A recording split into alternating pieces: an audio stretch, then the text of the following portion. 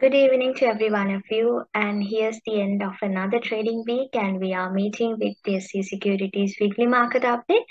Welcome you all, and let me start with the market performance, and then we'll have a look at some global news regarding economy and some international commodity market front news and international stock market news are also expected to present today.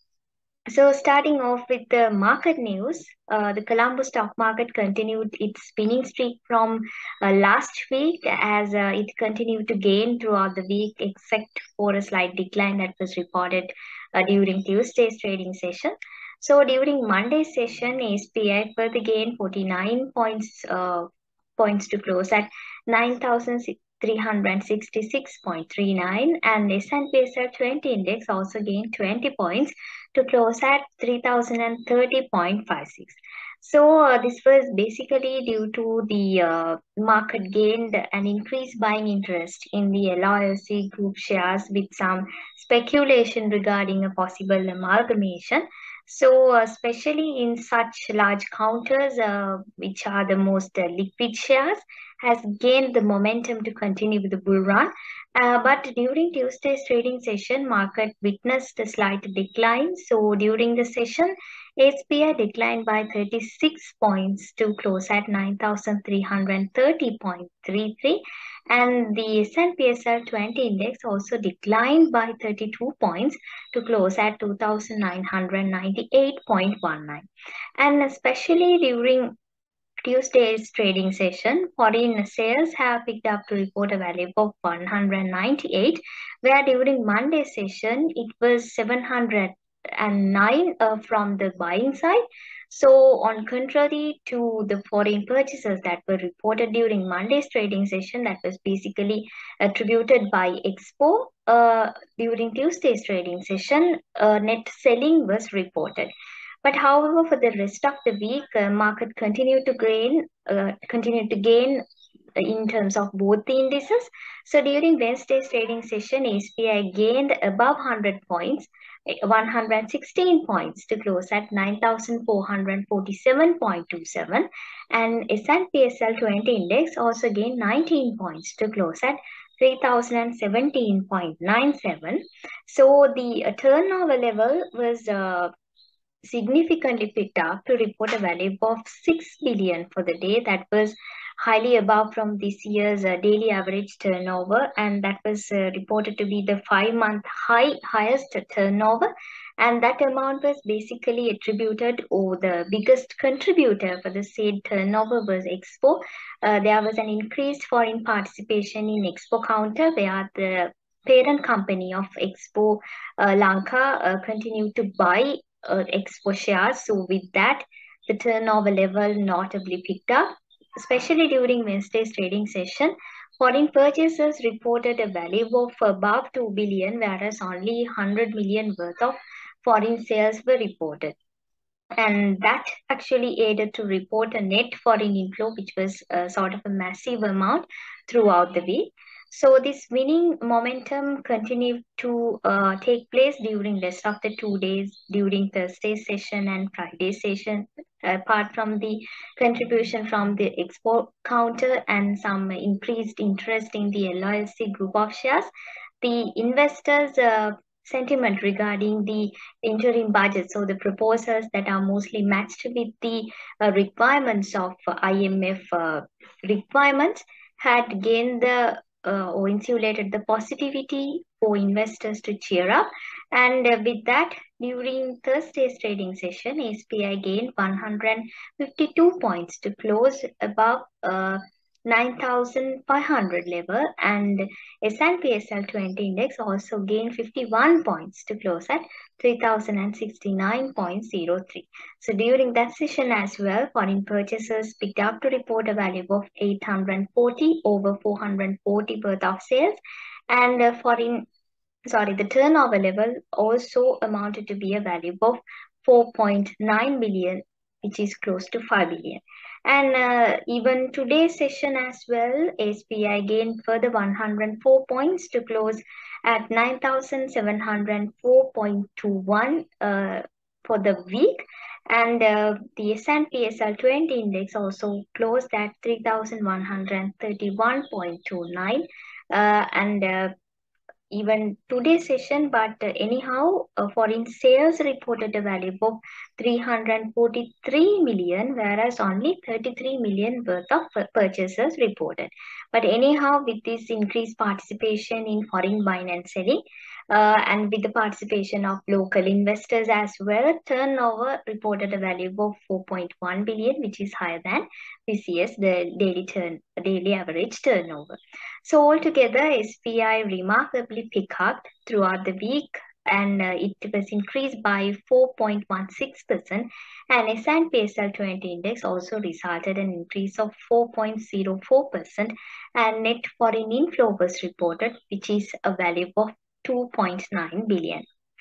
And let me move into treasury yields. So treasury yields stayed at more or less the same, whereas it continued over this week as well. The yields were the same from previous week. So accordingly, 3-month yield is now 32.89%, and 6-month yield is 31.28%, and 12-month yield is 30.50%. So spot rates, looking at the exchange rates compared to that of US dollars, Great Britain pounds and euro, Sri Lankan rupee resulted a slight decline, but compared to that of Japanese yen, rupee was slightly appreciated. So from the economic front, the external sector performance statistics was released for the month of July 2022.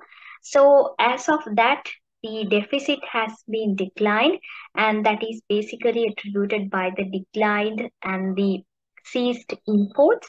So during the month of July, exports reported a total value of 1.16 billion, which represent an increase of 5.4% year on year from the 1.1 billion that was reported in July last year, 2021. Imports reported a great decline of 11-year low to a value of 1.3 billion, which was stood at 1.7 billion in the previous year comparative period. So accordingly, deficit for the month of July stood at 123 million, which was 606 million in the previous year July. And but anyhow, compared to that of June, that it was a resulted a decline or a deficit was reported, whereas during the month of June, a surplus of 21 million was reported. So this deficit, for the cause of this deficit, that was basically due to the decline in exports in the counters of agricultural and mineral export, and despite the decline in export, which was under severe import restrictions, the said decline in export has caused to result the deficit of 123 million. But on a positive note, tourism sector resulted a net inflow of 85 million, and with that, the cumulative earnings from the tourism sector for the year so far stand at 825 million. And worker remittances also resulted a value of 279 million, but that again a year-on-year decline, which was 453 million in the last year comparative period. And apart from that, with all of these exports and import statistics, cumulative deficit so far for the year now standing at 3.64 billion, and foreign reserves, however, declined to report a value of 1.8 billion, and out of which 1.5 billion worth of foreign reserves are subject to conditions. And with implementation of daily permissible band in mid-May 2022, exchange rate remained to be stable at 360 levels during the month of July. So that's the summary from Sri Lanka's external sector performance for the month ended July 2022. And let me move into the international front. So looking at the commodities market, oil prices declined for the week, but anyhow, prices rose on Friday. That was due to real and threatened cuts in supply amid the aggressive rate hikes from Federal Reserve and the even in the European Central Bank, coupled with China's COVID-19 cases weighed on demand. And gold prices, however, resulted a weekly increase due to the weakened dollar as it boosted the investors' demand with the buyers' demand from overseas. Aluminium prices, however, declined, but copper prices increased. Anyhow, for all the industry materials, industry metals, the prices are keep on going with the demand cuts due to the surge in energy prices. So the weakened dollar has also drove the world stocks higher for the week, and even the euro was plotting 1.5% gains for the week after European Central Bank's historic rate hike by 75 basis points. So during the week, especially during Friday's trading session, European stocks gained with the aid of banking sector shares. And together with that, miners also performed with the upsurge in industrial metal prices. And Asian shares too followed the same pattern. So majority of the Asian markets too ended up with gains for the week. So that's all from my end. Here onwards, Harin will continue the presentation. Over to you, Harin. Thank you, Sachini. Thank you for the fundamentals update. So, looking at from the technical perspective, looking at gold over this week, what we can clearly see is that the price sharply declined towards the daily support level 1700, 1710 key area. And with that being said, this area is a very crucial area as the price is actually trading above a psychological area and a key resistance of 1750, 1760. So therefore, if the price gets declined from the moving averages that I have added, which is 18 and 8, if it gets continuously rejected, we might be able to see uh, gold price coming towards the daily support level, decline towards the daily support level 1700, 1710.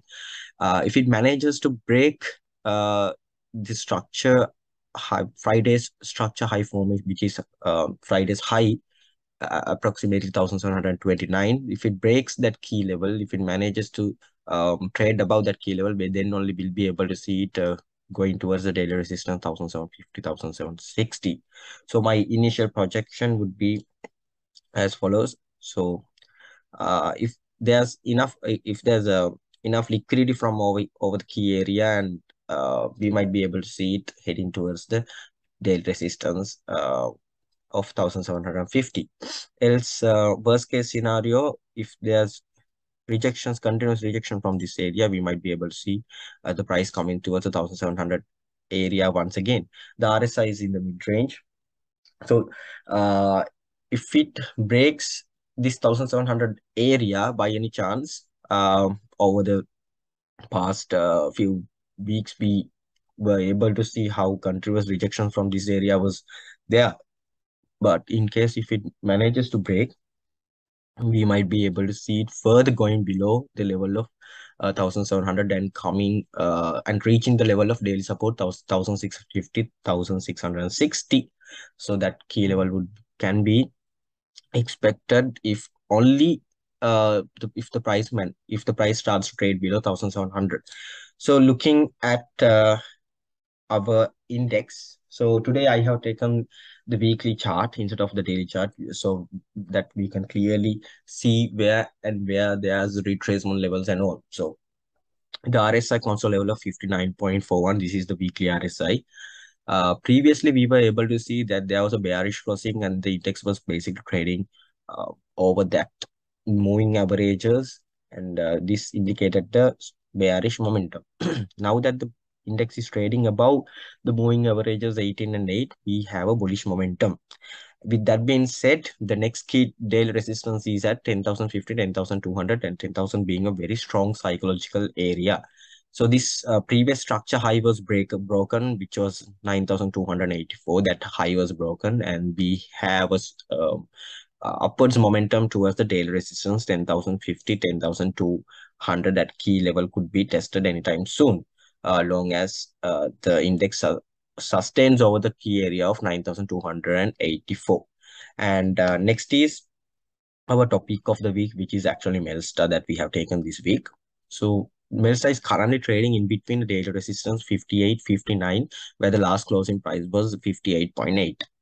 The RSI comes to a overbought level in the daily chart, which is 70.61. So it is quite overbought, but even though the RSI sometimes becomes overbought, if there's enough bullish momentum, if there's enough liquidity and volume, we might be able to see certain key levels could break, and further next areas could be tested. So now, as we can see, the 1st October 2021 high is actually 62.2. So that could be tested only if the price starts to trade above 59 rupees. And if it sustained above this key area, because we can clearly see that there was previously enough order blocks, and there was selling pressure over this key area, and the daily support 46.47 was tested, and they're on for 54.1. We have a structural low formation over here. So 62.2 could be tested only if the price starts to trade above 59. And then once 62.2 breaks, we have the 10th January 2022 high, which is 68 rupees. So these key levels could be tested only if the price starts to trade above 59. So if it gets rejected, what could happen? So the scenario would be if the price starts to trade below 58, 59, then we might be able to see it coming towards the level of 54.1, which we have the structure low formation over the key area here. Yes, so those are the technical updates from my end. I hope you all enjoyed. Please do like and subscribe this video. Have a great weekend. Thank you.